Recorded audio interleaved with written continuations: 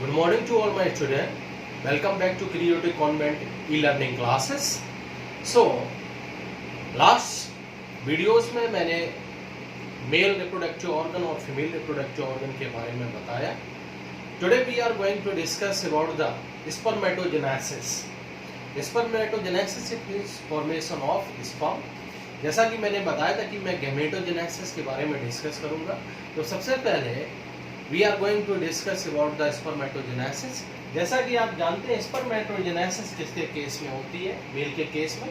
यानी कि formation of sperm जो है वो किसके केस में होता है? मेल के केस में. Spermatogenesis it means formation of sperm. Spermatogenesis की जो प्रोसेस है, जैसा कि आप लोगों को मैंने बताया था कि प्राइमरी सेक्स ऑर्गन जिसे हम क्या बोलते हैं टेस्टिस मेल के केस में, तो स्पर्मेटोजेनेसिस की जो प्रोसेस है वो किसके अंदर होती है? टेस्टिस के अंदर. मैंने बताया था कि टेस्टिस के अंदर छोटे छोटे 200 से 250 कंपार्टमेंट पाए जाते हैं जिन्हें हम बोलते हैं टेस्टिकुलर लोब्यूल्स. उन टेस्टिकुलर लोब्यूल्स के अंदर क्वाइल्ड स्ट्रक्चर होते हैं, ट्यूब लाइक स्ट्रक्चर होते हैं जिनको हम क्या बोलते हैं? आपकी सेमनीफेरस ट्यूब्यूल. सेमनीफेरस ट्यूब्यूल के अंदर जर्म सेल पाई जाती हैं या फिर हम उन्हें बोलते हैं स्पर्मेटोगोनिया. उन स्पर्मेटोगोनिया के अंदर स्पर्मेटोजेनेसिस की प्रोसेस जो है वो होती है. तो हम डिस्कस करेंगे स्पर्मेटोजेनेसिस की प्रोसेस को. जब स्पर्मेटोजेनेसिस की प्रोसेस स्टार्ट कब होती है? During puberty. प्यूबर्टी जब आती है तो मेल के केस में यानी कि 12 to 13 ईयर की एज में स्पर्मेटोजेनेसिस की जो प्रोसेस होती है वो स्टार्ट हो जाती है मेल के केस में.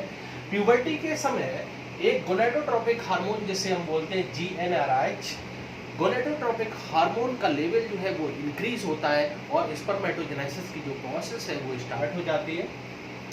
स्पर्मेटोजेनेसिस की प्रोसेस को 3 फेज में डिवाइड किया है. Spermatogenesis has 3 phase. First is multiplication या proliferation phase, second is growth phase and third is maturation phase. यानी कि फर्स्ट फेज जो है जिसे हम बोलते हैं मल्टीप्लिकेशन फेज, इसमें जो आपकी स्पर्मेटोगोनिया सेल है उनमें माइटोसिस सेल डिवीजन होता है और वो ग्रोथ करती हैं. फिर इसके बाद उनमें कौन सी नेक्स्ट फेज जो है उसमें ग्रोथ होता है, यानी कि जो सेल का साइज है वो क्या करती है? इंक्रीज करती है. और थर्ड प्रोसेस में जो आपकी प्राइमरी स्पर्मोसाइट सेल है वो क्या करेगी? आपकी मैचुरेशन की प्रोसेस में जाती है, यानी कि क्या होती है? मैच्योर. तो लेट्स स्टार्ट. जो स्पर्मेटोजेनेसिस की प्रोसेस है वो कहाँ पे हो रही है? आपकी स्पर्मेटोगोनिया या फिर जर्म सेल में होती है. तो सबसे पहले जो स्पर्मेटोगोनिया है वो कैसी है? 2n nature. पहली प्रोसेस जो होती यानी कि पहला उसमें क्या होगा? माइटोसिस सेल डिवीजन होगा. माइटोसिस सेल डिवीजन से दो आपकी सेल बनेगी जो कि कैसी होंगी? आपकी 2n नेचर होगी. क्योंकि आप लोग जानते हैं कि माइटोसिस सेल डिवीजन में हमेशा क्रोमोसोम का जो नंबर होता है वो मदर सेल के क्या होता है? इक्वल होता है. इसके बाद इस फेज को हम क्या बोलते हैं? Multiplication phase. क्योंकि इसमें जो आपकी स्पर्मेटोगोनिया है वो क्या करती है? मल्टीप्लाई करती है due to the mitosis cell division. इसके बाद यहाँ पर एक सेल हमने यहाँ पर ले ली जिसे हमने क्या बोला? प्राइमरी स्पर्मोसाइट. प्राइमरी स्पर्मोसाइट सेल है ये 2n नेचर होती है. बस ये जो सेल थी इसका जो साइज है वो इंक्रीज हो जाता है, यानी कि जो प्राइमरी स्पर्मोसाइट है इसका साइज क्या है? थोड़ा सा बड़ा होगा. फिर इसके बाद फर्स्ट मियोसिस सेल डिवीजन होता है जिसे हम क्या बोलते हैं? Reductional cell division.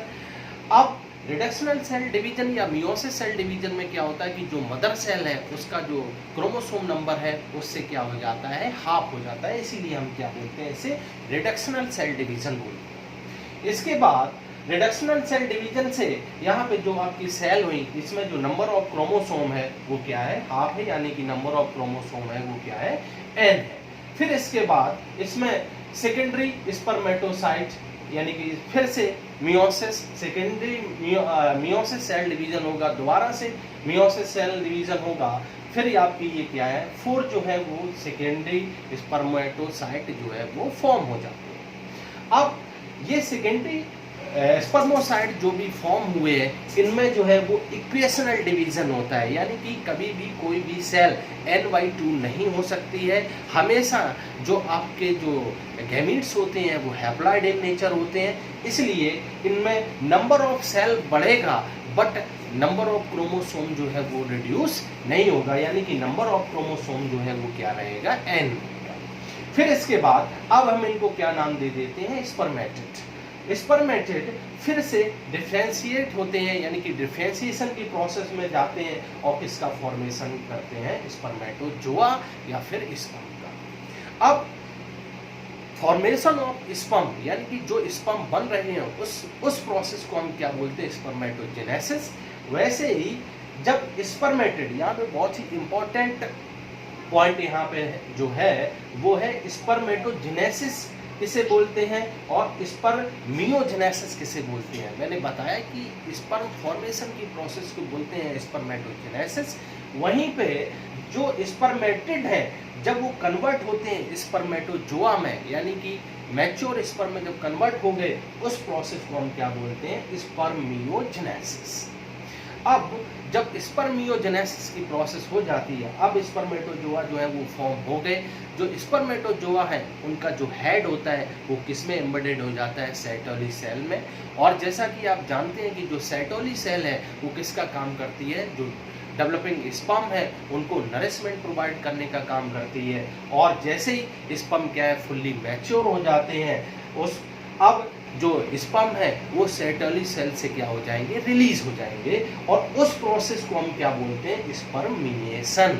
यानी कि 3 प्रोसेस मैंने बताए, एक स्पर्म में एक बताई आपको मैंने कौन सी प्रोसेस बताई, spermatogenesis, it means formation of sperm.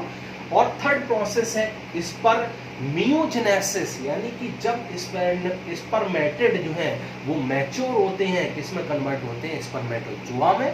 और वहीं पर जो थर्ड प्रोसेस बताई वो बताई स्पर्मिएशन, यानी कि जब स्पर्म कंप्लीटली मैच्योर हो गए और वो सेटोली सेल से जब रिलीज होते हैं, और इस रिलीज होने की प्रोसेस को हम क्या बोलते हैं, स्पर्मिएशन। तो ये थी आपकी जो भी डेवलपमेंट प्रोसेस ऑफ स्पर्म, यानी कि स्पर्मेटोजेनेसिस के बारे में हमने डिस्कस किया। नेक्स्ट वीडियो में हम डिस्कस करेंगे स्ट्रक्चर ऑफ स्पर्म, और फिर इसके बाद एक बार फिर से हम इसको रिवाइज कराएंगे ताकि आप लोगों को सही से समझ में आए। Thank you so much for watching my video.